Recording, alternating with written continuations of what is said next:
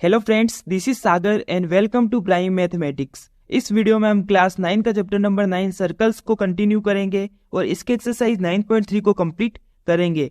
Topic है हमारा एक वृत्त के चाप द्वारा अंतरित कोण, angle subtended bye an arc of a circle. तो क्या होता है, देखिए हमने 9.1 में जीवा द्वारा अंतरित कोण पढ़ा है। तो एक जीवा हम यहाँ पर बना देते हैं ए बी, ये जीवा होती है, आप सभी को पता है। और ये जो जीवा है ना, ये वृत्त को दो चापों में डिवाइड कर रही है। देखिए, एक तो ये वाला चाप, ये जो चाप है इसको हम क्या कहते हैं, लघु चाप, है ना। और ये जो बड़ा चाप है इसको हम बोलते हैं दीर्घ चाप, ये आपको पता है। अब यहाँ पर हमको पढ़ना है कि चाप द्वारा अंतरित कोण। इससे पहले मैं बता देता हूँ कि हमने एक्सरसाइज 9.1 में पढ़ा है कि दो बराबर जीवाएं जो है वो केंद्र पर बराबर कोण अंतरित करती है। हमने ये पढ़ा है कि एक तो जीवा केंद्र पर कोण अंतरित करती है और दूसरा वो जीवा जो है वो वृत्त के किसी अन्य भाग पर भी कोण अंतरित करती है। जैसे कि एक तो ये वाला कोण और एक ये वाला कोण, इस तरह से कोण अंतरित करती है। अब हमें चाप की बात करनी है कि ये कहाँ कहाँ पर कोण अंतरित करता है। तो पहले हम केंद्र पर अंतरित होने वाले कोण की बात कर रहे हैं। तो देखिए कि बराबर जीवाएं जो है वो केंद्र पर बराबर कोण अंतरित करती है, ये हमने पढ़ा है। तो एक बार मैं एक काम करता हूँ कि यहाँ पे एक और जीवा ले रहा हूँ इसके बराबर ही, मतलब ये कोई सीडी मैंने जीवा ले ली और ये केंद्र पर, ये दोनों जीवाएं केंद्र पर बराबर कोण अंतरित करेगी। ये हमने थ्योरम 9.1 में पढ़ा है, मतलब ये वाला कोण और ये वाला कोण दोनों ही बराबर होंगे। अब देखिए कि ये जो चाप है और ये चाप, ये दोनों क्या आपको बराबर दिख रहे हैं क्या? अगर जब हमने जीवाएं बराबर लिए तो क्या इनके चाप भी बराबर होंगे? ऐसा हो सकता है। तो इसके लिए हम क्या करेंगे, इस चाप को इसके ऊपर रख कर देखेंगे। अगर ये इसको पूर्णतः ढक लेता है तो इसका मतलब हम कह सकते हैं ना कि ये दोनों चाप जो है वो कैसे हो जाएंगे, सर्वांगसम हो जाएंगे, मतलब दोनों एक जैसे ही हो जाएंगे। तो ऐसा करने पे ये बिल्कुल ऐसा ही होता है। तो यहाँ पर हम कह सकते हैं कि बराबर जीवाएं लेने पर ये सर्वांगसम चाप निर्मित करते हैं। तो कहीं ना कहीं ये बात इसके लिए भी सत्य हो गई। इसके लिए जब हमने पढ़ा था कि बराबर जीवाएं जो है वो केंद्र पर बराबर कोण अंतरित करती है, तो हम ये भी कह सकते हैं कि सर्वांगसम चाप जो होते हैं वो केंद्र पर बराबर कोण अंतरित करते है। क्योंकि देखिए जीवा के लिए भी यही से कोण निर्मित हो रहा है और इस चाप के लिए भी कोण जो है वो यही से निर्मित होगा। तो ये बात ध्यान रख लो कि सर्वांगसम चाप केंद्र पर बराबर कोण अंतरित करते हैं।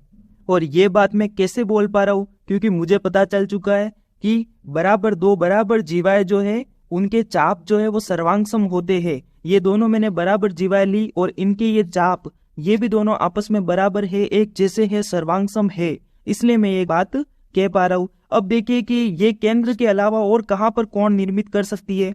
तो देखिए ये कोई एक चाप है, चलो आप इसको भी, जीवा को भी हटा दो एक बार, और ये सिर्फ आप ध्यान रखो कि ए भी एक चाप है, ये केंद्र पर कोण अंतरित कर रहा है, ठीक है, इस तरह से। तो मैं क्या कह पाऊंगा कि ये जो चाप है ए बी, ये वाला लघु चाप है ये। तो लघु चाप द्वारा केंद्र पर अंतरित कोण, देखो लघु चाप द्वारा अंतरित कोण कौन सा है, यहाँ पर इसको नाम दे दो O। तो ये कोण कौन सा हो जाएगा, एंगल AOB।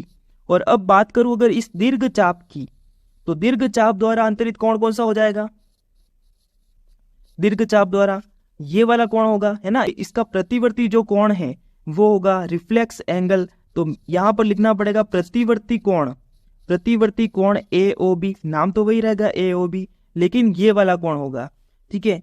और देखिए अगर मैं यहाँ पे एक बात और करूं, अगर यहाँ पे मैं जीवा बना दूं तो क्या मैं ये कह सकता हूं कि इस लघु चाप द्वारा अंतरित कोण केंद्र पर AOB और इस जीवा द्वारा अंतरित कोण AOB दोनों बराबर है ना, एक ही तो है।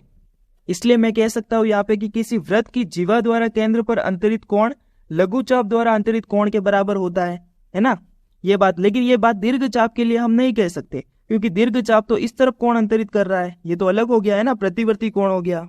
ये तो बात हो गई केंद्र पर कोण अंतरित करने की। अब बात करें यदि वृत्त के किसी अन्य भाग पर, शेष भाग पर अंतरित कोण की, तो देखिए यही चाप जो है, इस जीवा को भी यहाँ से हटा दो, तो यही चाप जो है वो वृत्त पर भी कोण अंतरित कर सकता है।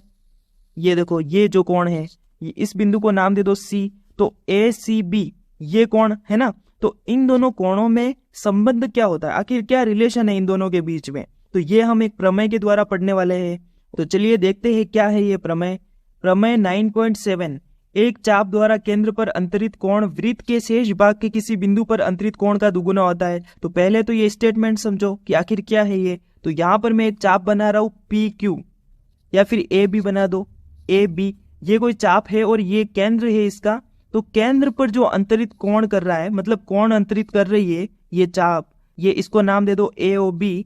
ये जो कोण है ना, ये वृत्त के शेष भाग पर, शेष भाग कौन सा हुआ, ये वाला, ये तो चाप है, और ये शेष भाग बाकी का जो बचा वो दीर्घ चाप कह सकते हो इसको। तो शेष भाग के किसी बिंदु पर अंतरित कोण का दुगुना होता है। तो मान लो कि ये शेष भाग पर कोई बिंदु C है, ठीक है। तो इस बिंदु पर अंतरित कोण जो है ये वाला,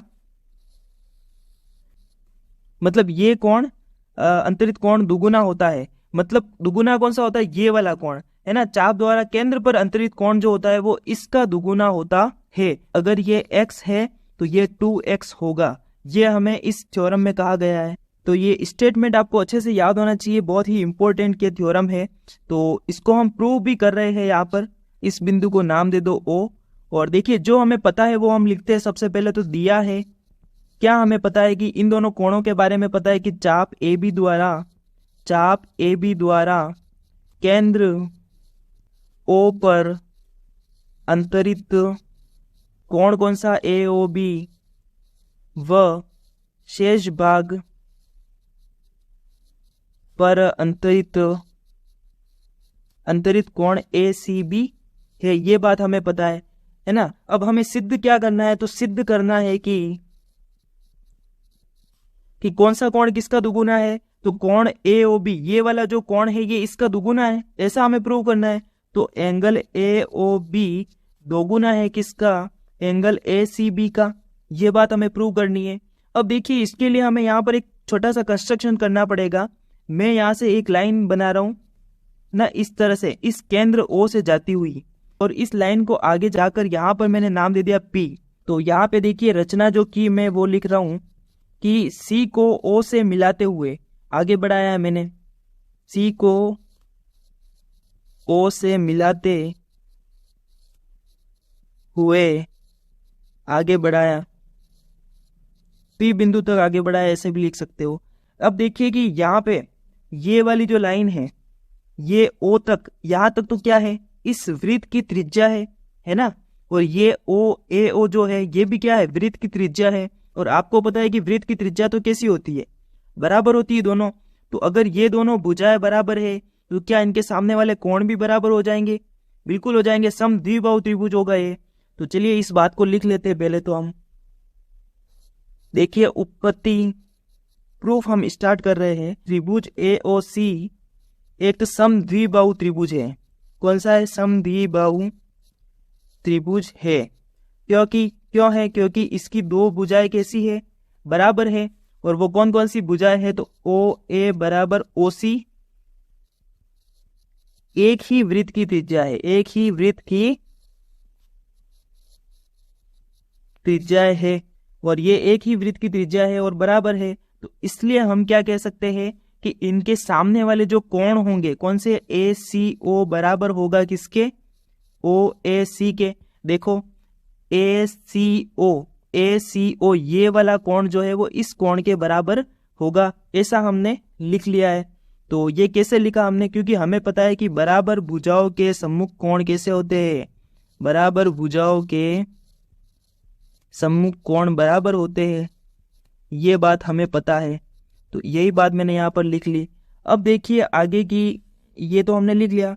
अब यहाँ पर त्रिभुज AOC का AOP जो है वो क्या है, बहिष कोण है। देखो AOC इस त्रिभुज का AOP ये वाला कोण क्या है, बहिष कोण है ना। अगर कोई त्रिभुज इस तरह से बना हुआ है तो ये इसका बहिष कोण होता है, नहीं होता है, आपको पता है ना। बहिष कोण का जो मान होता है वो इसके अंदर वाले इन दोनों कोणों के योग के बराबर होता है।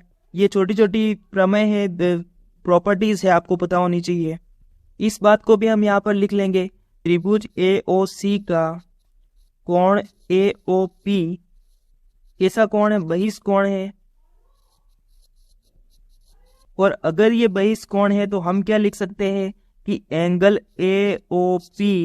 AOP बराबर होगा एंगल ACO प्लस ओ ए सी है ना, इन दोनों कोण के योग के बराबर होगा। अब देखिए ये लिख लिया मैंने, तो इसको आगे हम फॉरवर्ड सॉल्व करें तो ए ओ पी बराबर है किसके, ए सी ओ प्लस ओ ए सी। तो हमें यहाँ पे क्या पता है कि ए सी ओ बराबर है ओ सी ए के, तो क्या मैं ओ सी ए की जगह पे ए ओ सी लिख सकता हूँ, है ना, ओ सी ए या फिर ए सी ओ ऐसा लिख सकता हूँ, है ना। ये देखिए यहाँ पर बराबर दे रखा है, तो ए सी ओ मैंने लिख लिया। यहाँ से देखिए क्या मिला मुझे, ए ओ पी बराबर हो जाएगा twice of A C O के। ये हो गया, इसको आप इक्वेशन नंबर दे दो 2, है ना, एक तो हमने किसी को दिया नहीं है तो इसको दे दो 1, है ना। ये भी तो कोई इक्वेशन हो सकती है, कई काम आ सकती है। देखो यहाँ पे इसी को तो हमने यूज में लिया, तो यहाँ पे लिख लो कि समीकरण 1 से, ऐसा यहाँ पर लिख लो। अब देखिए ये तो बात हो गई। इसी तरह हम इस ट्रायंगल की बात करें, हमने अभी किसकी, इस ट्रायंगल की बात की, इस त्रिभुज की बात की। हम अब इसी तरह दूसरे की भी बात करें तो इसमें भी ये वाली और ये दोनों त्रिज्याएं हैं, इसके सामने के कोण बराबर होंगे, और ऐसा करने पर हम ये बात लिख सकते हैं डायरेक्ट ही। तो यहाँ पे मैं लिख लूंगा इसी तरह त्रिभुज कौन सा है, ये बी ओ सी के लिए। इसी तरह त्रिभुज बी ओ सी के लिए, इस त्रिभुज के लिए भी हम ऐसा ही लिख सकते हैं कि एंगल कौन सा, बी ओ पी। देखो वहां पे ए ओ पी लिखा, तो ये बी ओ पी, ये वाला एंगल जो है इन दोनों के योग के बराबर होगा, ये वाला कोण इसके योग के बराबर होगा, सेम बात। तो एंगल बी ओ पी बराबर है किसके, ट्वाइस ऑफ, सीधा ही लिख रहा हूं मैं, twice of angle B C O के। यहाँ पे देखो A O P A C O के, ए सी ओ का ट्वाइस है, तो इसी तरह बी ओ पी जो है वो इस बी सी ओ का डबल हो जाएगा। तो ये बात मैंने लिख ली, इसको नंबर दे दो 3rd, इक्वेशन नंबर 3rd। अब देखो A O P plus B O P क्या है, ए ओ पी और बी ओ पी ये पूरा एंगल है, और यही तो हमें प्रूव करना है कि ये डबल होता है किसका, इसका। तो इन दोनों इक्वेशन को हम जोड़ सकते हैं। तो यहाँ पे देखिए समीकरण 2 + 3 करने पर अगर इन दोनों को हम जोड़ देंगे तो क्या मिलेगा हमें, ये करने पे देखो A O P plus B O P बराबर है किसके, twice of A C O plus twice of B C O. ये अब देखिए इन दोनों को जोड़ने पे हमें क्या मिलेगा, हमें मिलेगा एंगल ए ओ बी, यही मिलेगा। और यहाँ पे देखो 2 कॉमन ले लेंगे हम, तो 2 तो मैंने कॉमन ले लिया, और कॉमन लेने के बाद ए C O plus B C ओ मिलेगा, ठीक है। तो ए सी ओ ये वाला एंगल और ये वाला एंगल, इन दोनों एंगल को जोड़ने पे मुझे क्या मिलेगा, पूरा एंगल ए सी बी, है ना। तो एंगल ए सी बी ये मुझे मिल गया, और हमें यही तो प्रूव करना है। देखो हैज प्रूव, हमने प्रूव कर दिया कि ए ओ बी जो है, ए ओ बी ये वाला एंगल डबल है इस एंगल का। तो यही तो हमें प्रूव करना है कि एक चाप द्वारा अंतरित कोण वृत्त के शेष भाग के किसी बिंदु पर अंतरित कोण का दुगुना होता है। तो इस तरह से इस थ्योरम को करेंगे हम, और बहुत ही आसान और इम्पोर्टेंट थ्योरम है। इसका प्रूव आपको याद रहे ना रहे, लेकिन इसका स्टेटमेंट आपको जरूर याद होना चाहिए। अब देखिए आगे नेक्स्ट बढ़ते हैं हम कि इसी में और क्या स्थिति हो सकती है। तो अगर चाप हमने ये वाला ले लिया, यहाँ पे कोई चाप बना दिया मैंने पी क्यू, ठीक है, मान लो कि ये चाप है, ये वाला चाप, इस चाप द्वारा, या फिर ये दीर्घ चाप ले लो, तो इस चाप द्वारा केंद्र पर अंतरित कोण, ये दीर्घ चाप मैंने ले लिया पी क्यू, और इसके द्वारा केंद्र पर अंतरित कोण कौन सा होगा, ये वाला होगा, इसका प्रतिवर्ती कोण होगा, ठीक है। और फिर ये जो कोण है ये किसी वृत्त के किसी अन्य भाग पर अंतरित कोण है ना। अगर मैं चाप, इस दीर्घ चाप की बात कर रहा हूं, तो केंद्र पर अंतरित कोण तो ये होगा प्रतिवर्ती कोण, मैंने आपको बताया थोड़ी देर पहले। और अन्य भाग पर मतलब इसके अलावा कोई भाग होगा तो वो ये भाग है, इस पर अंतरित कोण ये है। तो क्या ये कोण जो है वो इसका डबल है या नहीं, तो हो जाएगा किस थ्योरम से, अभी अभी हमने जो थ्योरम की है ना। ऐसी कंडीशन भी तो हो सकती है, ये जो कोण है ना ये इसका डबल होगा, ये दीर्घ चाप के लिए हम बात कर रहे हैं। तो इस तरह से आपको ध्यान रखना है, ऐसी कंडीशन भी हो सकती है। देखिए वापस समझाता हूं मैं कि मैंने कोई चाप ले लिया ये पी क्यू, और ये दीर्घ चाप लिया है मैंने, ये वाला चाप लिया है। अब दीर्घ चाप द्वारा केंद्र पर अंतरित कोण कौन सा होगा, ये उल्टा वाला होगा, है ना, प्रतिवर्ती कोण होगा। और फिर अगर वृत्त के अन्य भाग पर, तो अन्य भाग कौन सा, ये है। देखो थ्योरम क्या कह रही है कि वृत्त के शेष भाग के किसी बिंदु पर अंतरित कोण, तो वृत्त का शेष भाग कौन सा होगा, ये होगा। और इस पर कोई बिंदु ले लो, ये वाला, और इस पर अंतरित कोण मतलब यही से होगा अंतरित कोण, ये वाला कोण। तो अब थ्योरम क्या कहती है कि केंद्र पर अंतरित कोण जो होता है वो दुगुना होता है वृत्त के शेष भाग पर किसी बिंदु पर अंतरित कोण का। तो ये कोण जो है वो दोगुना हो जाएगा किसका, इस कोण का। चलो नाम दे के लिख के मैं बता देता हूँ पूरा आपको। तो देखो प्रतिवर्ती कोण,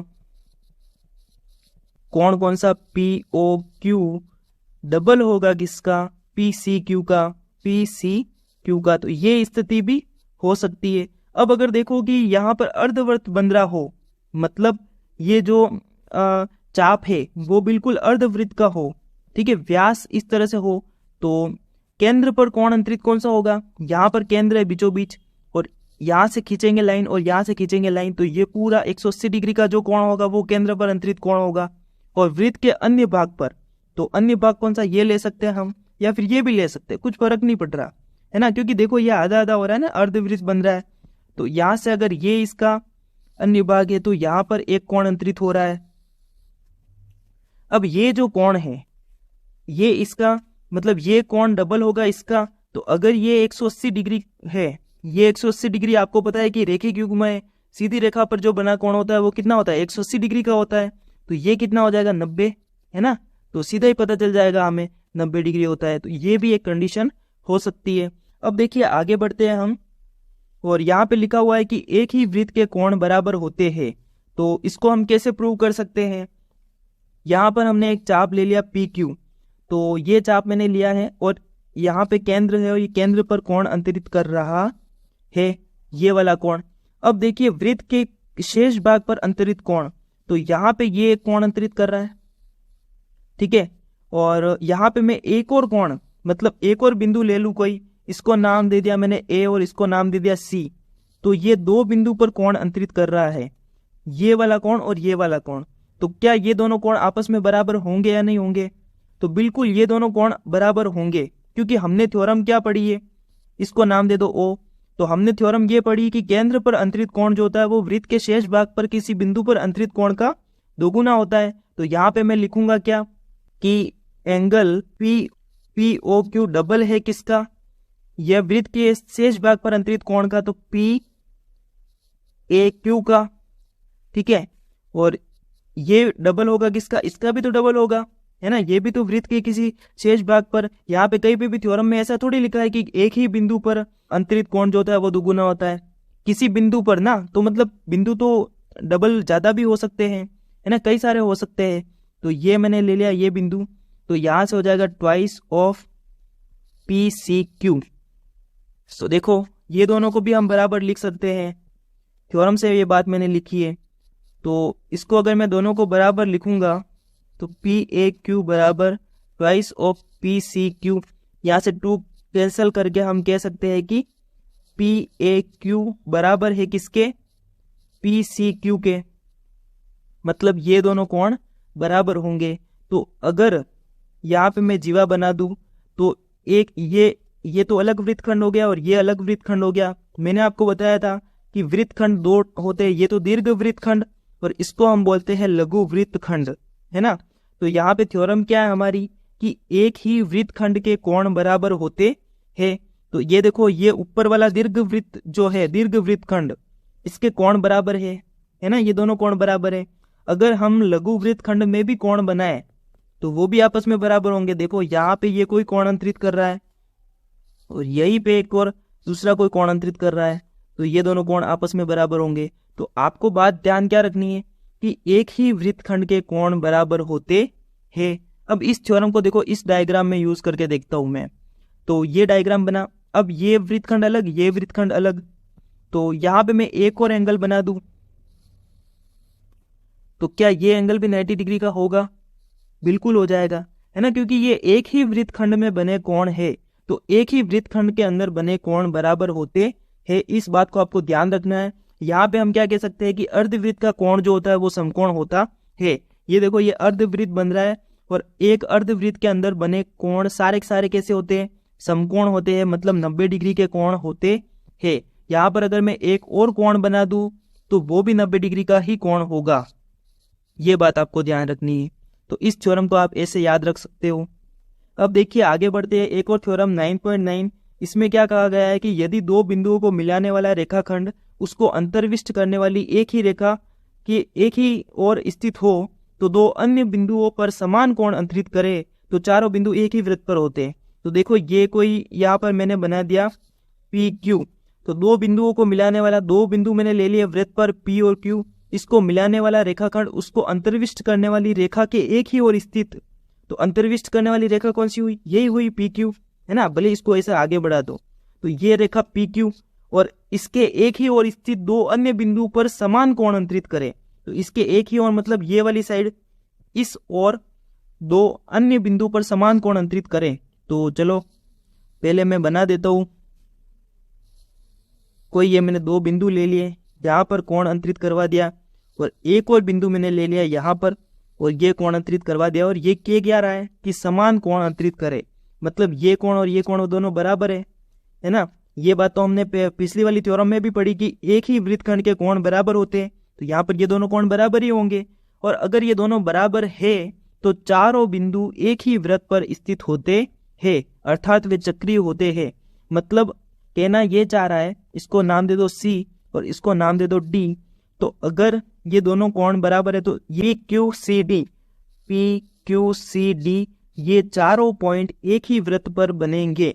मतलब अगर इसको भी मैं मिला दूं तो ये पूरा एक चतुर्भुज बन जाएगा और इस चतुर्भुज के चारों बिंदु जो होंगे वो एक ही वृत्त पर स्थित होंगे। मतलब अगर मैं इस कोण को देखो, यहाँ पर देखो, अगर मैं इस डी बिंदु को यहाँ पर लेता हूं और इस तरह से ये कोण बन रहा है तो ये दोनों कोण बराबर नहीं होंगे, क्योंकि ये देखो इस वृत्त का बिंदु तो हुआ ही नहीं।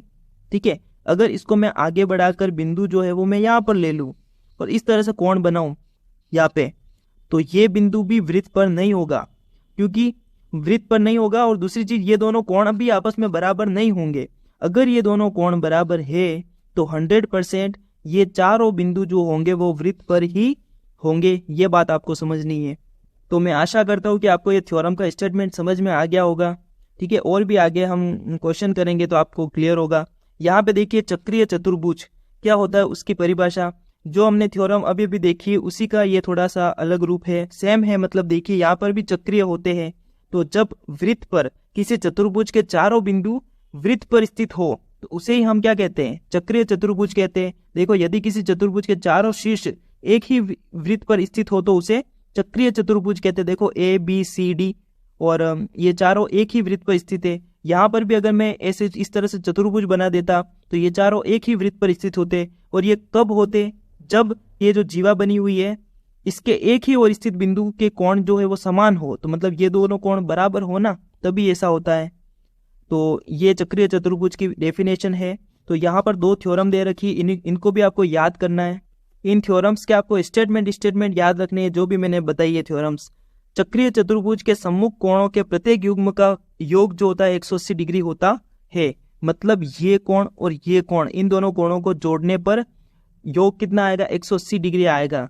मतलब आमने सामने के कोण जो होते हैं उनका योग 180 डिग्री होता है। सम्मुख कोणों के प्रत्येक युग्म का योग 180 डिग्री होता है। अब ये देखिए इसका जस्ट अपोजिट थ्योरम है। यदि किसी चतुर्भुज के सम्मुख कोणों के योग जो है वो 180 डिग्री हो तो चतुर्भुज जो होता है वो कैसा होता है? चक्रीय होता है। मतलब आपने कोई चतुर्भुज देखा और उसके आमने सामने के कोणों का योग करके देखा और 180 डिग्री हो रहा है तो 100% वो चतुर्भुज कैसा होगा? चक्रीय होगा। मतलब उस चतुर्भुज के अगर ऊपर वृत्त हम खींचे तो चारों जो बिंदु होंगे वो वृत्त पर स्थित होंगे। चलिए क्वेश्चंस की ओर बढ़ते हैं और 1 बाय 1 क्वेश्चंस करते हैं। तो प्रश्नावली 9.3 का फर्स्ट क्वेश्चन दे रखा है यहाँ पर कि आकृति में केंद्र O वाले एक वृत्त पर 3 बिंदु A, B और C इस प्रकार है कि कोण BOC 30 डिग्री है और कोण AOB 60 डिग्री हमें दे रखा है। आपको डायग्राम में दिख रहा होगा। यदि चाप ABC के अतिरिक्त वृत्त पर D एक बिंदु है तो कोण ADC हमें ज्ञात करना है। ADC ये वाला कोण हमें ज्ञात करना है। तो यहाँ पर हम थ्योरम्स का यूज करके करेंगे। अब देखिए ये एक तो केंद्र पर अंतरित कोण दिख रहा है हमें और ये वृत्त के अन्य भाग पर अंतरित कोण है। तो हम कैसे कर सकते हैं? ये देखो ये जो चाप है AC लघुचाप, इसके द्वारा केंद्र पर अंतरित कोण ये पूरा, और ये वृत्त के शेष भाग पर अंतरित कोण हो जाएगा। तो सीधा थ्योरम लगाएंगे और तो क्या करेंगे, तो AOC होता है ट्वाइस ऑफ ADC के, है ना, इसका ट्वाइस होता है, ये हमने थ्योरम लगा दी। अब देखो AOC जो है, AOC ये दो कोणों में डिवाइड हो रहा है, कौन कौन से, कोण AOB प्लस कोण BOC, है ना, इन दोनों कोणों में, और ये ट्वाइस ऑफ ADC है ही है, ADC। तो यहाँ से देखिए मैं क्या लिख सकता हूँ, AOB 60 डिग्री हमें दे रखा है 60, प्लस ये BOC 30 डिग्री दे रखा है, ट्वाइस ऑफ ADC। यहाँ से देखिए ये कितना हो जाएगा 90, और ये ट्वाइस ऑफ ADC। तो यहाँ से हमें जो ADC एंगल मिला कितना मिल जाएगा, 90/2 बराबर एंगल ADC।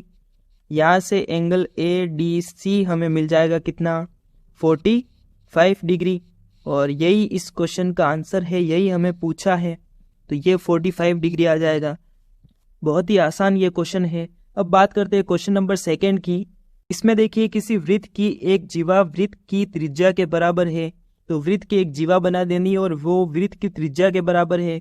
तो मैं कोई जीवा यहाँ पर बना देता हूँ AB, और ये वृत्त की त्रिज्या के बराबर है, मतलब सेंटर अगर यहाँ पर है तो इसकी त्रिज्या कौन सी होगी, ये वाली, और ये तीनों आपस में बराबर है, ऐसा हमें यहाँ पर दे रखा है।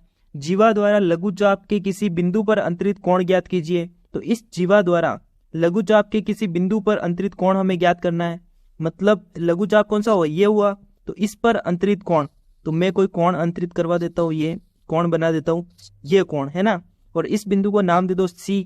तो ये कोण हमें ज्ञात करना है, तथा दीर्घचाप के किसी बिंदु पर अंतरित कोण भी ज्ञात करना है। तो एक तो ये लघुचाप पर अंतरित कोण और दीर्घचाप पर अंतरित कोण, तो ये कोई कोण मैंने बना दिया, इस बिंदु को नाम दे दिया D। तो ये कोण भी हमें ज्ञात करना है, मतलब हमें कौन कौन से कोण ज्ञात करने, ये वाला कोण और ये वाला कोण, ये दोनों कोण हमें ज्ञात करने हैं। तो देखिए क्या कर सकते हैं, यहाँ पर एक बार मैं लिख लेता हूँ कौन कौन से एंगल हमें फाइंड करने हैं। तो ACB एंड एंगल ADB, ये दोनों एंगल हमें ज्ञात करने हैं। अब देखिए यहाँ पर चूंकि हमें पता है, ये देखो तीनों भुजाएं इसकी बराबर हमें दे रखी है, तो ये त्रिभुज कौन सा हुआ, समबाहु त्रिभुज हुआ, है ना। इस बिंदु को नाम दे दो O। तो त्रिभुज कौन सा,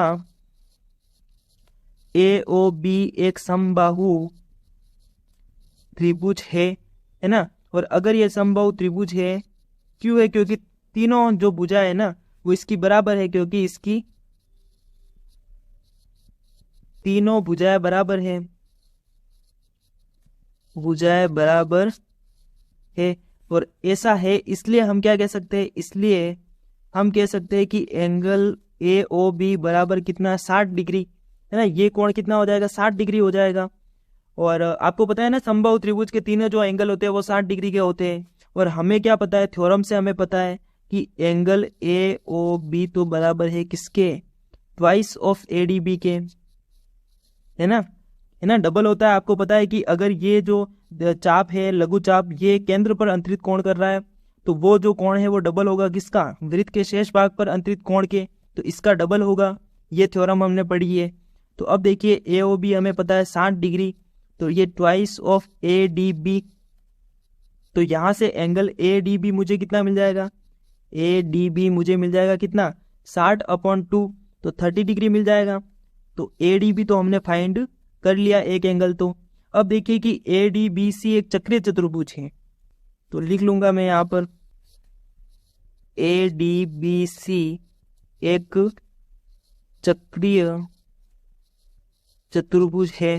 क्यों है, आपको दिख रहा है ना ये क्यों है, क्योंकि इसके चारों जो बिंदु है ना वो वृत्त पर स्थित है, इसलिए मैं एक चक्रीय चतुर्भुज लिख पा रहा हूँ। यहाँ पे देखो इसके चारों ACBD ये चारों जो शीर्ष है वो एक ही वृत्त पर स्थित है, तो इसलिए ये चक्रीय चतुर्भुज है। अतः, और आपको पता है कि चक्रीय चतुर्भुज के आमने सामने के जो कोण होते हैं वो कैसे होते हैं, उन दोनों का योग कितना होता है, 180 डिग्री होता है। तो ADB इसका और इस दोनों कोणों का योग कितना होगा, ACB का 180 डिग्री होगा, है ना। तो यहाँ पे कोष्टक में आप लिख सकते हो कि चक्रीय चतुर्भुज के सम्मुख कोण है, इसलिए हम ऐसा लिख पाए, चक्रीय चतुर्भुज के सम्मुख कोण तो अब देखो हमें ऑलरेडी एडी भी पता है, कितना मिला 30 डिग्री मिला, तो 30 डिग्री प्लस ACB बराबर 180 डिग्री। तो यहाँ से 180 में से अगर मैं माइनस करूंगा तो ACB मुझे मिल जाएगा कितना मिल जाएगा, 150 मिल जाएगा। इस तरह से ACB में मैंने निकाल लिया। तो आसान क्वेश्चन है, हमें जो प्रमेय पता है उनका यूज किया और क्वेश्चन हो गया।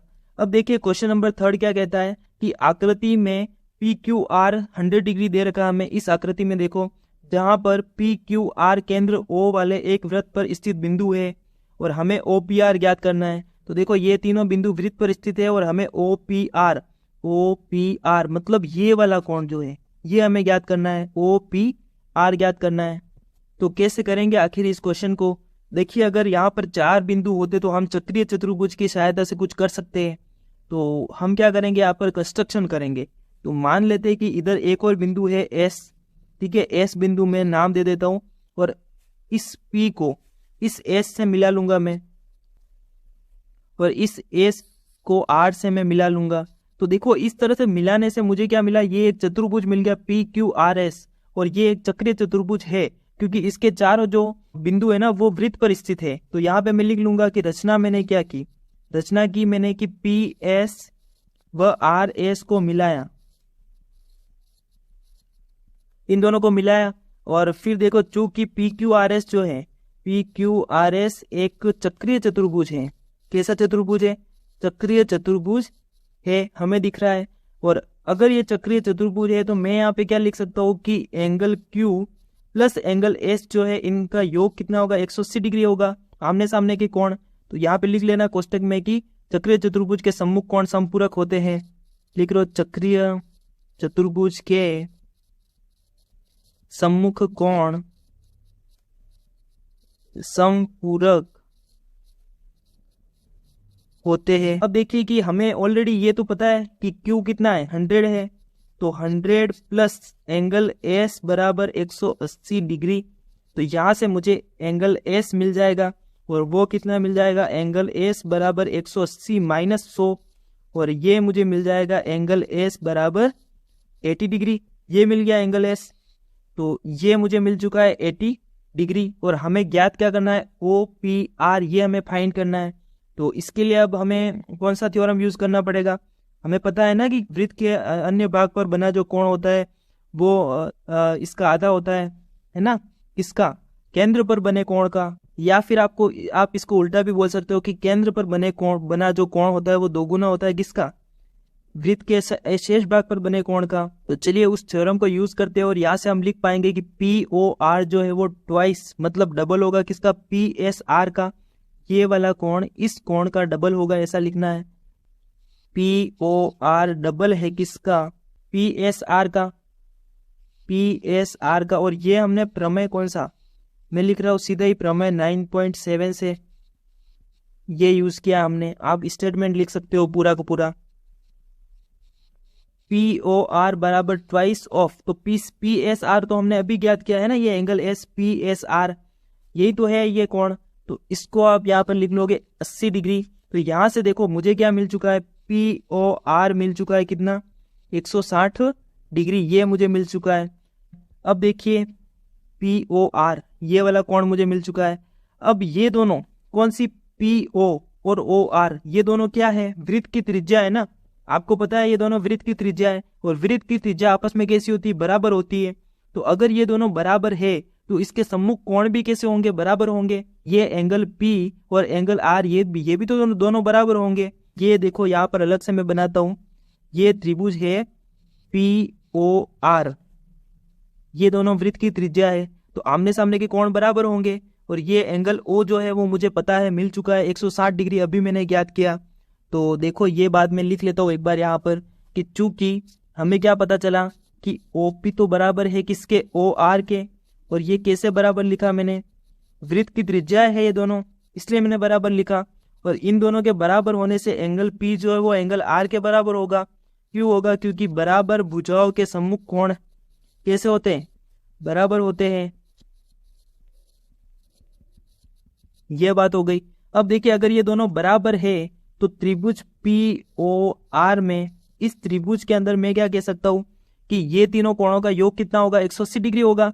तो angle P plus angle O plus angle R जो है वो बराबर होगा 180 डिग्री के। किससे लिखा मैंने ये, एंगल सम प्रॉपर्टी। तो कोण योग गुणधर्म है ना, त्रिभुज के तीनों कोणों का योग कितना होता है, 180 डिग्री होता है। और हमें पता है कि P तो R के बराबर है, तो क्या मैं इस R की जगह पे एंगल P लिख सकता हूँ, क्या लिख सकता हूँ ना, एंगल P ऐसा लिख सकता हूँ। तो अब देखो twice of angle P plus O हमें पता है, हमने अभी भी फाइंड किया, POR ये रहा 160 डिग्री। तो इसको मैं 160 डिग्री लिख लूंगा, 160 डिग्री बराबर 180। और यहाँ से मैं एंगल P फाइंड कर सकता हूँ। तो देखो 180 ट्वाइस ऑफ, इसको इधर लिखो, ट्वाइस ऑफ एंगल P बराबर 180 माइनस 160। तो एंगल P मुझे मिल जाएगा कितना, ये कितना आएगा 20, और 20/2, तो ये मिल जाएगा 10 डिग्री। और यही आंसर हो जाएगा, एंगल P ही तो हमें फाइंड करना है ना, OPR ये वाला एंगल हमें फाइंड करना है। तो इस तरह से इस क्वेश्चन को करेंगे। अब देखिए क्वेश्चन नंबर 4 क्या है, आकृति में ABC 69 डिग्री, ACB 31 डिग्री, तो BDC हमें ज्ञात करना है। देखो ये क्वेश्चन भी बिल्कुल आसान है। अब देखो BAC और BDC, देखो BAC ये वाला कोण और ये कोण, ये दोनों कोण बराबर होंगे या नहीं होंगे, बिल्कुल हो जाएंगे। मैंने आपको क्या बताया कि एक ही वृत्तखंड के कोण कैसे होते हैं, बराबर होते हैं। तो लिख लो यहाँ पर कि एंगल BAC बराबर होगा एंगल BDC के। क्यों है, क्योंकि एक ही वृत्तखंड के कोण है ना, हमने पूरा थ्योरम पढ़ा है इस पे, एक ही वृत्तखंड के कोण बराबर होते हैं। अब त्रिभुज ABC में, इस त्रिभुज की अगर हम बात करें तो त्रिभुज ABC में हमें ये देखो एंगल B पता है, एंगल C पता है, ये 69 डिग्री और ये 31 डिग्री, तो एंगल A भी हमें मिल जाएगा। तो इस त्रिभुज में इन तीनों कोणों का योग कितना होगा, 180 डिग्री। तो angle A plus angle B plus angle C बराबर होता है 180 डिग्री। और ये हमने कहाँ से लिखा, angle sum property ACP short में लिखा है मैंने। अब देखिए angle A plus angle B कितना है, 69 डिग्री, प्लस एंगल C कितना है, 31 डिग्री, और ये 180 डिग्री। तो यहाँ से मुझे एंगल A मिल जाएगा कितना, 180 माइनस ये दोनों जोड़ेंगे तो हो जाएगा 100, और यहाँ से A जो है वो मिला मुझे कितना, 80 डिग्री मिलेगा, 30 डिग्री नहीं मिलेगा। तो 80 डिग्री आ गया ये। और एंगल A ही क्या है, एंगल A ही तो BDC है। BDC कैसे है आपको पता है ना, ये मैंने लिखा समीकरण 1 दे दो इसको। समीकरण 1 से देखो, समीकरण 1 से एंगल BDC बराबर हो जाएगा किसके, 80 डिग्री के। और यही हमें ज्ञात करना है। यहाँ पे आप लिख सकते हो कि एंगल A बराबर, तो एंगल BAC हमने फाइंड किया ये, और ये 80 डिग्री। तो ये दोनों कोण आपस में बराबर है, तो ये कोण हमने ज्ञात कर लिया, तो ये भी इसके बराबर ही होगा। तो इस तरह से इस क्वेश्चन को करना है। अब देखिए क्वेश्चन नंबर 5 क्या कहता है कि आकृति में एक वृत्त पर ABCD 4 बिंदु है और AC और BD एक बिंदु E पर इस प्रकार प्रतिच्छेद करते हैं कि BEC 130 डिग्री हमें दे रखा है ये वाला कोण, तथा ECD 20 डिग्री हमें पता है। तो BAC हमें ज्ञात करना है, BAC ये वाला कोण मुझे ज्ञात करना है। तो इसके लिए भी यहाँ पर देखो ये एक और कोण हमें दे रखा है, एक ही वृत्त के दो कोण हमें यहाँ पे दिख रहे हैं, और ये दोनों कोण कैसे होंगे, बराबर होंगे, हमने थ्योरम पढ़ा है। तो एंगल A जो है वो बराबर होगा किसके, एंगल D के, और ये एक ही वृत्तखंड के कोण है इसलिए बराबर होंगे। अब ये दोनों अगर बराबर है, और हमें एक बात क्या पता है, A और D जो दोनों अगर बराबर है, तो अगर हम D ज्ञात कर लेंगे तो A भी हमें मिल जाएगा। और D को हम कैसे ज्ञात कर सकते हैं, इस ट्राइंगल की अगर हम बात करें तो इसमें 20 डिग्री हमें पता है, और ये एंगल भी हम ज्ञात कर सकते हैं। कैसे, एक ही सरल रेखा पर बना कोण 180 डिग्री होता है, 180 माइनस 130 करेंगे तो ये कोण आ जाएगा, और फिर ये कोण भी हमें मिल जाएगा। त्रिभुज के तीनों कोणों का योग 180 डिग्री होता है। तो यहाँ से देखो, यहाँ से मैं क्या लिख सकता हूँ, एंड एंगल कौन सा, BEC ये वाला कोण और ये वाला कोण दोनों का योग कितना है, 180 डिग्री। तो BEC प्लस एंगल कौन सा, CED, इन दोनों का योग कितना है, 180 डिग्री। और ये रेखिक युग्म है, लीनियर पेयर बना रहा है, इसलिए हमने ऐसा लिखा। तो यहाँ से 130 तो मुझे पता है BEC, तो एंगल CED मुझे ज्ञात करना है, और ये मुझे मिल जाएगा कितना, एंगल CED मिल जाएगा 180 माइनस 130, ऐसा हो जाएगा। तो ये मिल जाएगा 50 डिग्री। ये मुझे कितना मिल गया 50, तो ये 50 ये 20, तो ये कितना हो जाएगा, कौन से त्रिभुज में, देखो त्रिभुज डी, ये त्रिभुज कौन सा है, DEC में, DEC में इस त्रिभुज में कौन कौन से angle, angle D plus angle C plus ये वाला एंगल कौन सा CED, एंगल CED बराबर है 180 डिग्री के। और अब हमें पता है ये एंगल D तो हमें ज्ञात करना है, plus 20 plus 50, 20 plus 50, angle C कितना है 20 और ये है 50 और ये 180 डिग्री के बराबर है। तो यहाँ से 20 प्लस 50 70 और 180 माइनस 70, तो एंगल D मुझे मिल जाएगा कितना 180 माइनस 70 और ये मिल जाएगा एंगल D जो है वो इसमें से माइनस करेंगे तो 110। तो एंगल D मुझे मिल चुका है 110। और अगर ये 110 है तो समीकरण 1 से इसको समीकरण 1 दे दो, तो समीकरण 1 से मैं क्या कह सकता हूँ, एंगल A भी कितना हो जाएगा 110 हो जाएगा। 1 से समीकरण 1 से एंगल A जो है वो भी 110 हो जाएगा। इस तरह से इस क्वेश्चन को करना है। अब देखिए क्वेश्चन नंबर 6 क्या कहता है कि ABCD एक चक्रीय चतुर्भुज है जिसके विकर्ण एक बिंदु E पर प्रतिच्छेद करते हैं। यदि DBC 70 है और BAC, तो देखिए ये हम बनाने की कोशिश करते हैं कि ABCD एक चक्रीय चतुर्भुज हमें बनाना है जिसके विकर्ण एक बिंदु E पर प्रतिच्छेद कर रहे हैं। तो नॉर्मल सा एक चक्रीय चतुर्भुज यहाँ पर बना सकते हैं हम। ये कोई चक्रीय चतुर्भुज हम बना लेंगे, ABCD इसको नाम दे दो। ये कोई चक्रीय चतुर्भुज है और इसके विकर्ण जो है वो E बिंदु पर प्रतिच्छेद कर रहे हैं, तो विकर्ण बना लेंगे। ये कोई E बिंदु है, यहाँ पर ये प्रतिच्छेद कर रहे हैं। यदि DBC 70 डिग्री हमें दे रखा है, DBC ये वाला जो एंगल है वो हमें दे रखा है 70 डिग्री, और BAC 30 डिग्री दे रखा है, BAC ये वाला एंगल हमें दे रखा है 30 डिग्री, और BCD हमें ज्ञात करना है। तो BCD मतलब ये एंगल हमें ज्ञात करना है। ये जो एंगल पूरा एंगल जो है वो हमें ज्ञात करना है। पुनः यदि AB बराबर BC हो तो ECD ज्ञात कीजिए। तो पहले हम BCD की बात करते हैं, ECD को बाद में देखेंगे। तो BCD हम ज्ञात कैसे करेंगे, देखो ये एक BC जो है वो एक जीवा है, और जीवा है तो इसके एक ही तरफ के कोण जो होंगे वो क्या होंगे, दोनों बराबर होंगे। मतलब ये वाला कोण और ये कोण दोनों बराबर होंगे। ये हमने पढ़ा है एक ही वृत्तखंड के कोण बराबर होते हैं। तो लिख लेंगे यहाँ पे सीधा ही, क्योंकि BC एक जीवा है, तब हम क्या कह सकते हैं कि BAC बराबर क्या होगा BDC। और ये हम कैसे कह पा रहे हैं, एक ही वृत्तखंड के कोण। और हमें ऑलरेडी क्वेश्चन में दे रखा है कि ये जो BAC जो है वो 30 डिग्री हमें दे रखा है, तो BDC भी कितना हो जाएगा 30 डिग्री हो जाएगा। तो यहाँ पर मैं लिख लेता हूँ कि अतः BDC जो है वो 30 डिग्री हो जाएगा। और अब देखिए इस त्रिभुज की बात करें DBC की, DBC इस त्रिभुज की अगर बात करें तो ये कोण हमें पता है, ये कोण हमें पता है, तो ये कोण तो आसानी से मिल जाएगा, है ना। तो चलिए कर लेते हैं इसको। DBC त्रिभुज DBC में मुझे कौन कौन से कोण पता है, त्रिभुज angle DBC plus angle BDC plus angle कौन कौन सा है और DCB, इन तीनों का योग कितना होगा 180 डिग्री। और DBC मुझे पता है 70 डिग्री, प्लस BDC भी मुझे पता चल चुका है, ये रहा 30 डिग्री, प्लस DCB मुझे ज्ञात करना है। ठीक है, DCB ये वाला एंगल मुझे ज्ञात करना है, मतलब BCD। एक काम करो यहाँ पे इसको BCD भी तो लिख सकते हैं हम, BCD। तो BCD है ना, ये BCD दे रखा है, हमें ये ज्ञात करना है।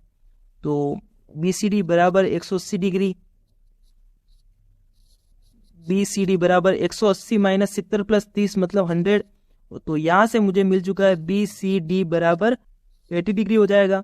तो 80 डिग्री मुझे मिल चुका है। अब बात करते हैं ECD की। तो ECD हम कैसे ज्ञात करेंगे, क्योंकि देखो यहाँ पर AB बराबर BC हमें दे रखा है, AB बराबर BC, AB बराबर है किसके BC के, ये दोनों अगर हमें बराबर दे रखा है तो इसके सम्मुख कोण भी कैसे होंगे, बराबर होंगे। मतलब एंगल A बराबर होगा एंगल इसके किसके BCA के या फिर BCE के, इसके बराबर होगा, है ना।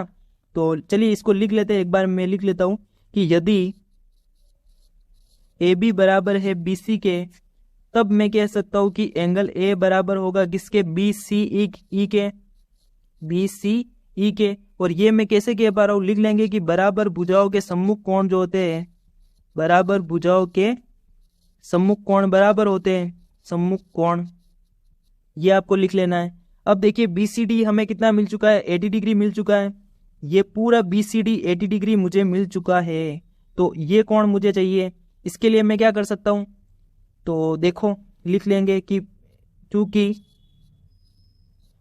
बी सी डी बराबर 80 डिग्री मुझे पता है, तो यहां से मैं क्या लिख सकता हूँ, बी सी डी को मैं कैसे टुकड़े करके लिख सकता हूँ, है ना। देखो B C E angle B C E plus angle E C D, ऐसा लिख सकता हूँ ई सी डी, और बराबर कितना हो जाएगा 80 डिग्री। देखो ये वाला एंगल और ये वाला एंगल दोनों, तो अब बी सी ई जो है, बी सी ई बराबर है किसके, एंगल ए के, और एंगल ए कितना है 30 डिग्री। तो 30 प्लस ई सी डी, और उसको माइनस करेंगे 30 को 80 में से, तो ई सी डी मुझे कितना मिल जाएगा, ई सी डी मुझे मिल जाएगा 50 डिग्री, है ना। समझ में आया, ये एंगल ए बराबर है किसके, बी सी डी की, क्योंकि ये दोनों भुजाएं तो बराबर है। तो ये 30 तो ये भी 30, अगर ये 30 है तो 80 माइनस 30 करेंगे तो ये मुझे कितना मिल जाएगा, 50 मिल जाएगा या नहीं मिल जाएगा, बिल्कुल मिल जाएगा। तो एंगल ई सी डी हो जाएगा, एंगल ई सी डी बराबर हो जाएगा 50 डिग्री, और यही हमें ज्ञात करना है। इस तरह से इस क्वेश्चन को करेंगे। अब बात करते हैं क्वेश्चन नंबर 7 की, यदि एक चक्रीय चतुर्भुज के विकर्ण उसके शीर्षों से जाने वाले वृत्त के व्यास हो तो सिद्ध कीजिए कि वह एक आयत है। इसको कैसे प्रूव करेंगे, तो यहाँ पर एक चतुर्भुज बना देंगे। सबसे पहले तो ये मैंने कोई चतुर्भुज बना दिया ए बी सी डी, और इसमें बोला है कि चक्रीय चतुर्भुज के विकर्ण उसके शीर्षों से जाने वाले वृत्त के व्यास हो, तो इसके शीर्षों से जाने वाले वृत्त के व्यास हो, तो इसके शीर्ष ए और सी, डी बी और डी, तो ये जो है वो वृत्त के व्यास है, मतलब ये सेंटर से जा रहे हैं, है ना। समझ में आ रहा है ये बात, इसको ओ नाम दे दो। अब देखिए क्योंकि व्यास वृत्त को अर्धवृत्त में बांट रहा है ना। कैसे बांट रहा है, ये अगर इसका व्यास है तो ये दोनों अर्धवृत्त ही तो हुए, अगर ये इसका व्यास है तो ये दोनों अर्धवृत्त हुए, ऐसा हुआ। तो व्यास, ये दोनों व्यास है और ये इसको अर्धवृत्त में बांट रहे हैं, और ऐसा हो रहा है तो हम क्या कह सकते हैं, देखिए एक बार मैं लिखता हूं, क्योंकि व्यास वृत्त को, व्यास जो है वृत्त को अर्धवृत्त में बांटता है, अर्धवृत्त में बांटता है, अर्धवृत्त में बांटता है। अतः हम क्या कह सकते हैं कि AC जो है वो हम लिख रहे हैं यहाँ पे, है ना। देन हम क्या कह, अतः मत लिखो, देन हम कह सकते हैं कि AC एक व्यास है, AC एक व्यास है, और तब हम क्या कह सकते हैं, अगर AC व्यास है तो एंगल D जो है वो कितना हो जाएगा, 90 डिग्री होगा या नहीं होगा, यह आप बात बताओ। याद करो कि मैंने बताया था कि अर्धवृत्त में बने कोण जो होते हैं वो समकोण होते हैं, आपको पता है। तो ये एक अर्धवृत्त है और इसके अंदर ये कोण बन रहा है वृत्त के अन्य भाग, शेष भाग पर, तो ये समकोण हो जाएगा। तो एंगल D कितना हो जाएगा, 90 डिग्री हो जाएगा, है ना। और ये कैसे हुआ, एंगल अगर D 90 डिग्री है तो ये व्यास, तो इस तरफ भी ये अर्धवृत्त है और वृत्त के अन्य भाग पर बन रहा है, तो ये कोण B भी कितना हो जाएगा, 90 डिग्री हो जाएगा, है ना। AC व्यास की हम बात कर रहे हैं, तो ये दोनों कोण 90 डिग्री हो जाएंगे। तो मैं लिख लूंगा कि एंगल B भी कितना हो जाएगा, 90 डिग्री हो जाएगा। और ये मैं कहाँ से कह पा रहा हूँ कि एक अर्धवृत्त में बने कोण समकोण होते हैं, तो लिख लो एक अर्धवृत्त में बने कोण समकोण होते, इसलिए मैंने ये चीज लिख ली, ये बात। अब देखिए सेम हम इस व्यास के लिए भी तो लिख सकते हैं, BD के लिए, तो BD भी एक व्यास है, एंड यहाँ पे लिख लो इसी तरह लिख लो, या तो फिर इसी तरह BD एक व्यास है। तब हम क्या कह सकते हैं, तब हम कह सकते हैं कि एंगल C जो है वो 90 डिग्री होगा, और दूसरा एंगल A भी 90 डिग्री होगा, एंगल A ये भी 90 डिग्री होगा। और सेम बात हमें लिखनी है कि एक अर्धवृत्त में बने कोण,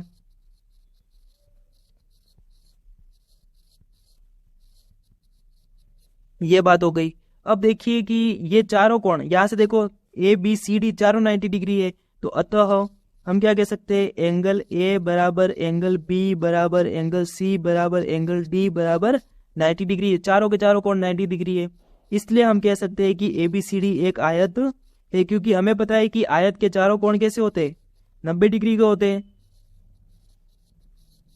और इस बात को हमने प्रूव कर दिया, हैंस प्रूव। और यही हमें प्रूव करना है। देखो, सिद्ध कीजिए कि वह एक आयत है। तो इस तरह से इस क्वेश्चन को करेंगे। अब बढ़ते हैं क्वेश्चन नंबर 8 की तरफ। इसमें है कि यदि एक समलंब की असमांतर भुजाएं बराबर हो तो सिद्ध कीजिए कि वह चक्रीय है। तो एक समलंब चतुर्भुज बनाना है यहाँ पर। तो इस तरह से मैंने बना दिया। और इस चतुर्भुज की एक युग्म जो होता है भुजाओं का, वो आमने सामने का समांतर होता है, आपको पता है। और असमांतर भुजाएं जो है वो हमें बराबर दे रखी है। तो असमांतर भुजा कौन कौन सी, एक तो ये वाली भुजा और ये वाली भुजा हमें कैसी दे रखी है, बराबर दे रखी है। तो इसको नाम दे दो पहले तो ABCD। और अब देखिए, हमें प्रूव क्या करना है कि ये चक्रीय है, मतलब इसके चारों जो बिंदु है ना वो एक वृत्त पर स्थित है। और ये हम कैसे प्रूव कर सकते हैं, अगर इसके आमने सामने के कोण का योग 180 डिग्री हमने प्रूव कर दिया तो ये प्रूव हो जाएगा कि ये चक्रीय है। तो देखिए, सबसे पहले हमें दिया क्या है वो हम लिख लेते हैं। तो दिया है, हमें दे रखा है AD बराबर है किसके, BC के। ये हमें दे रखा है, ये दोनों भुजाएं हमें बराबर दे रखी है। अब देखिए, यहाँ पे हमें एक छोटा सा कंस्ट्रक्शन करना पड़ेगा। हम क्या कर रहे हैं, इस C को यहाँ से एक रेखा खींच रहे हैं, और ये जो रेखा खींच रहे हैं ना ये इस AD के समांतर खींच रहे हैं। मतलब हम यहाँ से एक समांतर चतुर्भुज बना रहे हैं। ये जो चतुर्भुज है ना ये बना, ये समांतर चतुर्भुज है। तो देखिए, हम लिख लेते हैं कि रचना क्या की हमने, AD के समांतर CE रेखा खींची, AD के समांतर CE रेखा बनाई, ये चीज हमने की। अब देखिए, अगर ये समांतर चतुर्भुज हो गया तो इसके आमने सामने की भुजाएं बराबर होती है एक तो, और इसके आमने सामने की कोण भी बराबर होते हैं, आपको पता है ना, भुजाएं बराबर और समांतर होती है। तो इस बात को हम लिख लेंगे कि ADCE एक समांतर चतुर्भुज है, एक समांतर चतुर्भुज है। क्यों है, क्योंकि इसके आमने सामने की भुजाएं कैसी है, समांतर है। AD समांतर है किसके, CE के। और एंड ये CD या DC समांतर है किसके, AE के। और क्योंकि ये समांतर चतुर्भुज है तो हमें क्या पता है समांतर चतुर्भुज की प्रॉपर्टी, कि अगर समांतर चतुर्भुज होता है तो उसके आमने सामने के कोण भी बराबर होते हैं। तो इसको नाम दे दो 1 और इसको नाम दे दो 2। तो एंगल 1 बराबर होगा एंगल 2 के। और दूसरी चीज क्या होगी, इसकी भुजाएं भी कैसी होगी, बराबर होगी आमने सामने की। तो AD बराबर हो जाएगी किसके, CE के। ऐसा हो जाएगा। और ये हमने कहाँ से लिखा, हमें पता है कि समांतर चतुर्भुज के विपरीत कोण व भुजाएं, तो विपरीत कोण और भुजाएं बराबर होते, ये हमें पता है। अब देखिए, इस त्रिभुज की अगर हम बात करें तो इस त्रिभुज के अंदर इस एंगल को तो नाम दे दो 3 और इस एंगल को नाम दे दो 4। हमें इस 1 और 4 का योग 180 डिग्री प्रूव करना है, तभी हम कह पाएंगे कि चक्रीय है। तो इसके लिए देखो, ये भुजा, अब देखो AD बराबर है किसके, EC के, है ना। और ये ऑलरेडी AD हमें बराबर दे रखी BC के। तो क्या यहाँ से हम ऐसा नहीं कह सकते कि ये दोनों CE बराबर हो जाएगी BC के, ऐसा लिख सकते हैं ना हम। तो देखो, चूंकि कौन सा त्रिभुज है ये, CEB त्रिभुज CEB में, इस त्रिभुज के अंदर देखो CE बराबर हो जाएगी किसके, BC के। और ऐसा हम कहाँ से कह पा रहे हैं, क्योंकि हमें पता है AD बराबर है किसके, EC के, और ये बराबर है BC के। मतलब तीनों आपस में बराबर है, तो हम ऐसा कह सकते हैं। अब देखो, अगर ये दोनों भुजाएं बराबर है, ये वाली भुजा और ये वाली भुजा बराबर है, तो इसके सामने के जो कोण होंगे वो भी बराबर होंगे, है ना। तो एंगल कौन सा, एंगल 3 और 4 ये भी बराबर हो जाएंगे। आपको पता है कि बराबर भुजाओं के सम्मुख कोण,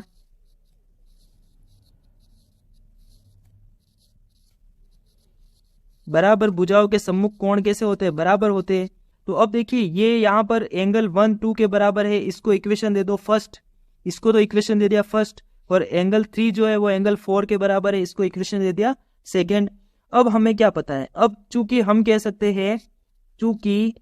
कह सकते हैं कि 2 + 3 ये एक रेखिक युग्म है। देखो, ये एक सरल रेखा पर बने कोण है, तो एंगल 2 + एंगल 3 ये 180 डिग्री के बराबर होगा या नहीं होगा, बिल्कुल हो जाएगा, क्योंकि ये एक रेखिक युग्म है। ठीक है, रेखिक युग्म बना रहा है। अब हम क्या कह सकते हैं समीकरण 1 और 2 से, कि देखो 2 तो 1 के बराबर है और 3 किसके बराबर है, 4 के बराबर है। तो समीकरण 1 व 2 से इन दोनों समीकरण से मैं कह सकता हूँ 2 की जगह पे 1 लिख सकता हूँ और 3 की जगह पे मैं लिख सकता हूँ 4, और ये किसके बराबर हो जाएगा 180 डिग्री के बराबर। और हमें यही चीज प्रूव करनी है कि एंगल 1 और एंगल 4 का योग अगर 180 डिग्री के बराबर आ गया तो हम क्या कह सकते हैं कि ये एक चक्रीय चतुर्भुज होगा, है ना। आमने सामने के कोणों का योग 180 डिग्री आ गया, तो क्योंकि समलंब चतुर्भुज के विपरीत कोणों का योग 180 डिग्री है अतः यह चक्रीय है, ऐसा लिख लो। तो यहाँ पे लिख लो कि क्योंकि इसका नाम ही लिख दो ABCD के सम्मुख कोणों का योग 180 है, इसलिए यह चक्रीय है। बस यही तो प्रूव करना है हमें। इस तरह से इस क्वेश्चन को करेंगे। अब देखिए क्वेश्चन नंबर 9 क्या कहता है। इसमें है कि दो वृत्त के दो बिंदुओं B और C प्रतिच्छेद कर रहे हैं। तो ये दो वृत्त यहाँ पर बने हुए, एक तो बड़ा वाला और एक छोटा वाला। इसके दो बिंदु देखो B और C, ये बिंदु और ये बिंदु दोनों प्रतिच्छेद कर रहे हैं।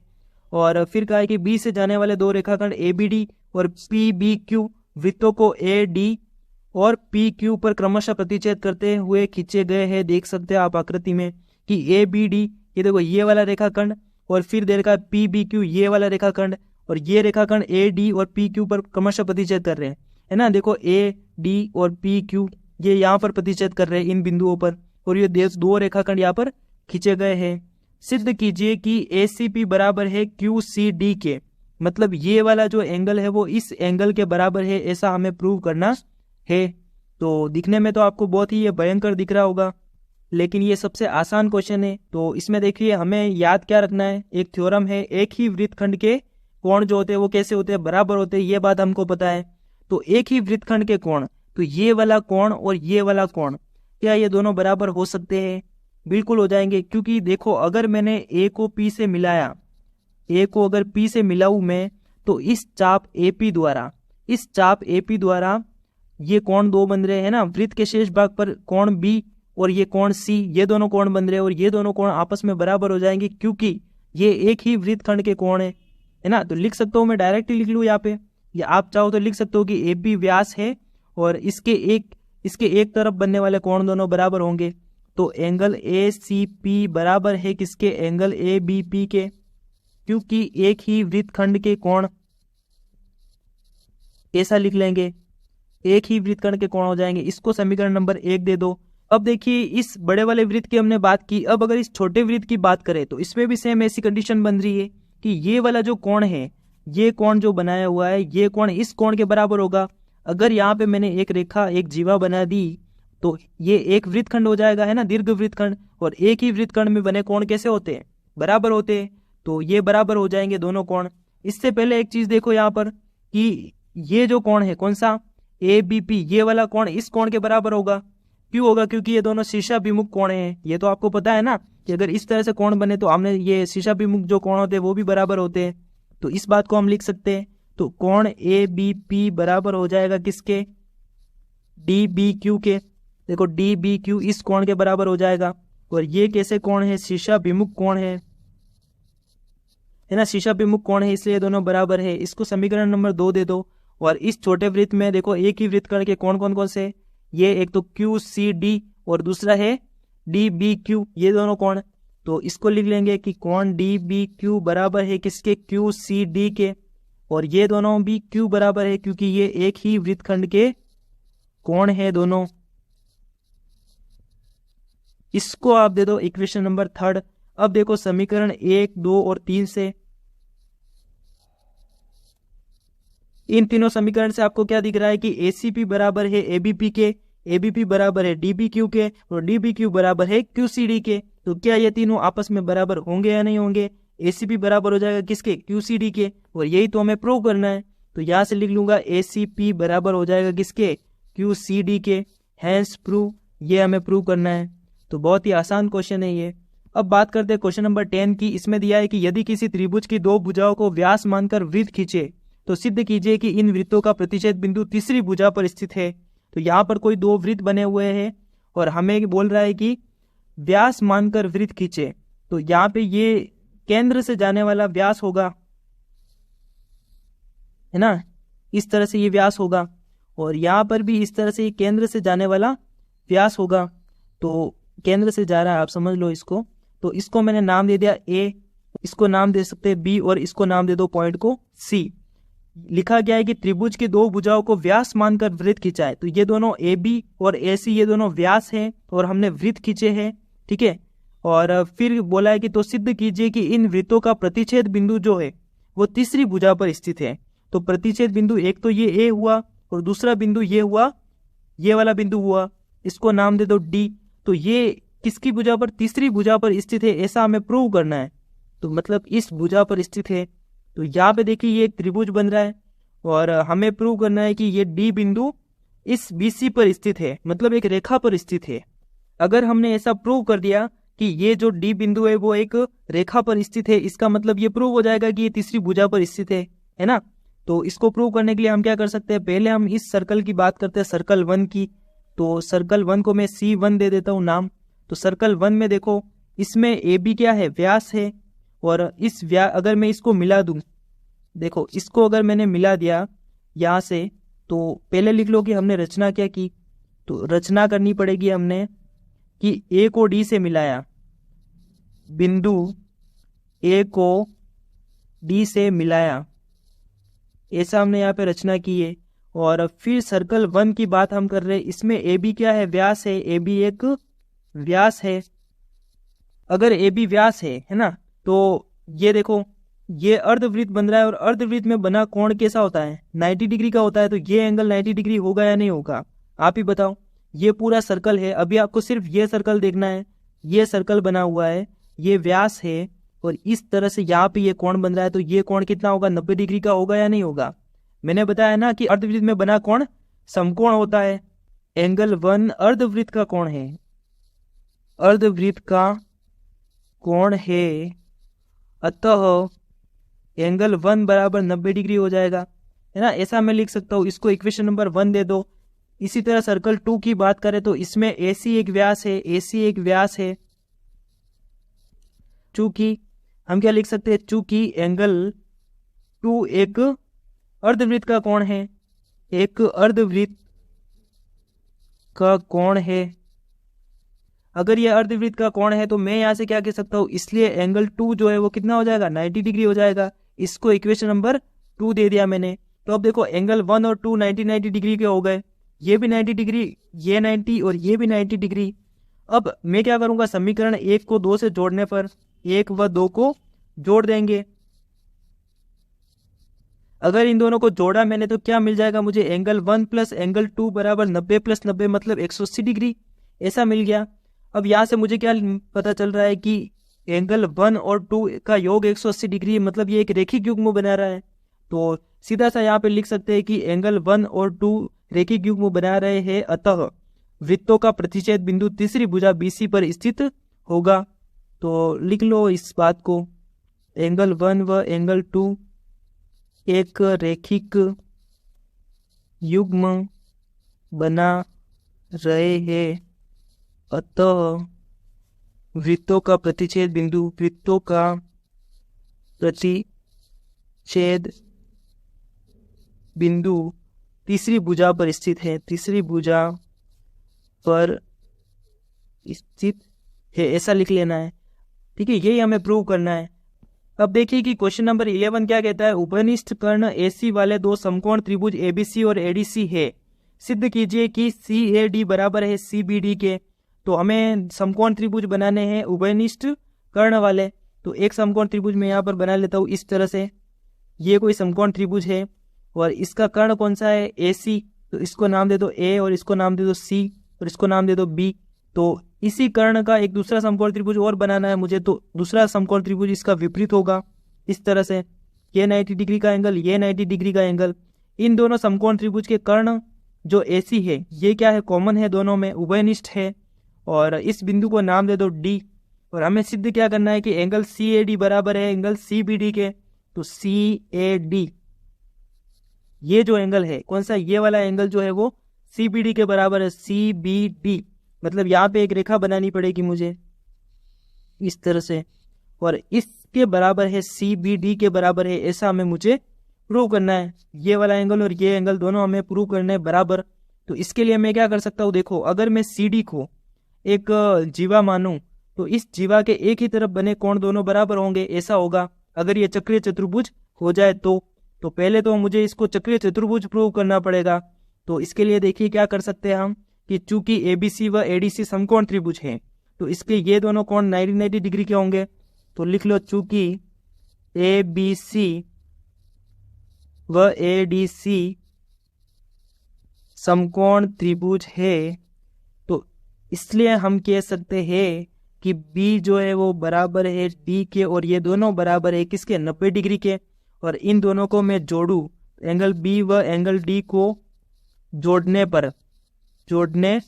पर अगर इन दोनों को जोड़ दिया जाए तो angle B plus angle D कितना हो जाएगा, 180 डिग्री हो जाएगा, 90 प्लस 90 है ना। और ये अगर 180 डिग्री हो गया, आमने सामने के कोण 180 डिग्री के हो गए योग, तो हम क्या कह सकते हैं, क्योंकि चतुर्भुज ABCD के विपरीत कोणों का योग, विपरीत कोणों या सम्मुख कोणों का, ऐसा भी लिख सकते हो, का योग 180 डिग्री है। अतः चतुर्भुज कैसा हो जाएगा, एक चक्रीय चतुर्भुज है, अतः चतुर्भुज एक चक्रीय चतुर्भुज है। और अगर ये चक्रीय चतुर्भुज है तो हम क्या कह सकते हैं, चक्रीय चतुर्भुज है तो ये कोण और ये कोण दोनों बराबर हो जाएंगे या नहीं हो जाएंगे, बताओ। बिल्कुल हो जाएंगे, क्योंकि ये एक ही वृत्तखंड के कोण होंगे। फिर चूंकि CD को व्यास जीवा मानते हुए, CD को जीवा माने, चूंकि CD को जीवा माने, क्या ये तो जीवा है ऑलरेडी, तो CD एक जीवा है, ऐसा लिख लो, चूंकि CD एक जीवा है ना। और अगर ये जीवा है देन तब हम कह सकते हैं कि एंगल CAD बराबर हो जाएगा किसके, CBD के। और कोष्टक में आप लिख लेना एक ही वृत्तखंड के कोण, एक ही वृत्तखंड के कोण हो जाएंगे, इसलिए ये दोनों बराबर हो जाएंगे। और इस तरह से इस क्वेश्चन को प्रूव करेंगे। समझ में आ गया होगा बात। आप यहाँ पे इस तरह से सर्कल बना सकते हो, है ना। ये एक सर्कल पर बने जो चक्रीय चतुर्भुज है, ऐसा हमने प्रूव भी किया है। अब बात करते हैं क्वेश्चन नंबर 12 की, और ये लास्ट क्वेश्चन है। सिद्ध कीजिए कि चक्रीय समांतर चतुर्भुज आयत होता है। तो चक्रीय समांतर चतुर्भुज बनाना है और उसको आयत प्रूव करना है। तो थोड़ा थोड़ा आयत के जैसे ही हम बना देते हैं। यहाँ पर देखो ये समांतर चतुर्भुज है, ऐसा हमें ऑलरेडी दे रखा है और इसको आयत प्रूव करना है।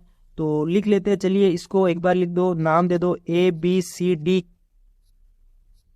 और ये एंगल 90 डिग्री का, ये सब हमें एंगल 90 डिग्री के प्रूव करने हैं, ठीक है। तो इसको हम प्रूव करते हैं कैसे, समांतर चतुर्भुज ऑलरेडी है, ये हमें दे रखा है। तो क्योंकि हमें पता है ABCD एक समांतर चतुर्भुज है, ABCD एक समांतर चतुर्भुज है। तो अगर यह समांतर चतुर्भुज है तो इसकी विपरीत भुजाएं कैसी होगी, बराबर होगी, है ना। विपरीत भुजाएं बराबर होगी और विपरीत कोण भी बराबर होंगे, विपरीत कोण भी बराबर होंगे। आप चाहो तो सीधा भुजा और कोण डायरेक्टली लिख सकते हो। इसको समीकरण 1 दे दो, इसको 2 दे दो, और फिर देखिए ABCD चक्रीय भी है ना, चक्रीय दे रखा है यहाँ पे हमें। तो अगर ये चक्रीय है तो इसके आमने सामने के कोण मतलब सम्मुख कोणों का योग क्या होगा, 180 डिग्री होगा। तो और ABCD चक्रीय है, इसलिए सम्मुख कोणों का योग 180 होगा, ऐसा हो जाएगा। इसको इक्वेशन नंबर 3 दे दो, है ना। जो भी बात हम लिख रहे हैं वो उसको दे रहे हैं। इस मतलब यहाँ ऐसा भी लिख सकते हो कि angle A plus angle C जो है इसका योग 180 डिग्री होगा, ऐसा होगा। इसको इक्वेशन नंबर 3 दे दिया हमने। अब देखो समीकरण 2 से हम क्या कह सकते हैं, समीकरण 2 से हम कह सकते हैं कि इसके आमने सामने के कोण यदि बराबर है ना, मतलब एंगल A बराबर है एंगल C के, ऐसा है अगर, तो हम इस इक्वेशन से क्या लिख सकते हैं, यहाँ पे लिख लो एंगल A बराबर है एंगल C के। तो यहाँ पे देखिए एंगल A प्लस, समीकरण 2 से मैं यहाँ पे क्या लिख सकता हूँ कि एंगल C की जगह पे एंगल A लिख सकता हूँ मैं। तो एंगल A बराबर 180 डिग्री, ऐसा हो जाएगा। तो ट्वाइस ऑफ एंगल ए बराबर 180 डिग्री। तो यहाँ से एंगल ए मुझे कितना मिल जाएगा, 90 डिग्री, ऐसा हो जाएगा। ठीक है, और एंगल अगर 90 डिग्री ए मिल चुका है मुझे, तो एंगल सी भी तो 90 डिग्री होगा, क्योंकि ये दोनों तो बराबर है। तो एंगल सी भी 90 डिग्री प्रूव हो गया। इसी तरह हम क्या कह सकते हैं, इसी तरह ये चक्रीय चतुर्भुज है, तो एंगल ए और सी जो है आमने सामने की, ये दोनों 180 के बराबर है, तो ये दोनों भी तो, इन दोनों का योग भी तो 180 होगा। तो यहाँ से मैं लिख सकता हूँ कि angle B plus angle D जो है वो भी 180 डिग्री के बराबर है। और हमें पता है कि इसके विपरीत कोण कैसे है, बराबर है, तो एंगल बी और एंगल डी भी बराबर है। तो यहाँ से मैं कह सकता हूँ कि ट्वाइस ऑफ एंगल बी बराबर 180 डिग्री। तो यहाँ से एंगल बी कितना मिल जाएगा, 90 डिग्री, और इसी तरह एंगल डी भी कितना हो जाएगा, 90 डिग्री। तो एंगल ए बी सी और डी चारों के चारों क्या आ गए, 90 डिग्री आ गए। और एक आयत के चारों कोण कैसे होते हैं, 90 डिग्री के होते हैं, समकोण होते हैं। तो अतः ABCD एक आयत है, ऐसा प्रूव हो जाएगा। तो इस तरह से इस क्वेश्चन को करेंगे। आसान क्वेश्चन है, सारे के सारे एक एक बार अगर आप कर लेंगे, समझ लेंगे अच्छे से, और एक बार खुद से कर लेंगे तो सारे क्वेश्चन हो जाएंगे। तो चलिए फ्रेंड्स, आज के लिए इतना ही, मिलते हैं नेक्स्ट वीडियो में। वीडियो अगर अच्छा लगा हो तो लाइक करें, फ्रेंड्स के साथ में शेयर करें, और चैनल को सब्सक्राइब करें ताकि आपको सारे वीडियोस मिलते रहे। और सारे क्वेश्चन एक बार खुद से समझ के किए, आपने खुद करेंगे तभी आपको ये क्वेश्चन होंगे, बाकी नहीं होंगे। तो सारे क्वेश्चन खुद से करने हैं, और सारी प्रमेय स्टेटमेंट जो है वो आपको सारे याद होने चाहिए, तभी आप क्वेश्चन में उसको यूज कर पाएंगे और क्वेश्चन कर पाएंगे। तो ठीक है फ्रेंड्स, ऑल द बेस्ट। आप